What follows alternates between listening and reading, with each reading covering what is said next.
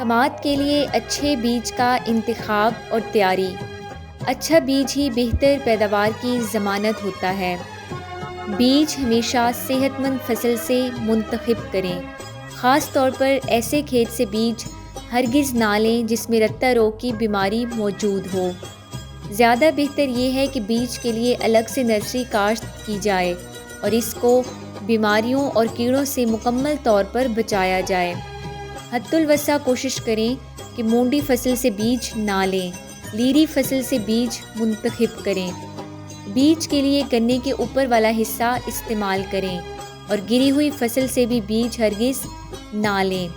اس کے علاوہ بیج کے لیے شرح بیج کچھ اس طرح سے رکھیں کہ کماد کی کاشت کے لیے 2 آنکھوں والے 30,000 یا 3 آنکھوں والے 20,000 سمیں یعنی 60,000 آنکھیں فی ایکڑ استعمال کریں۔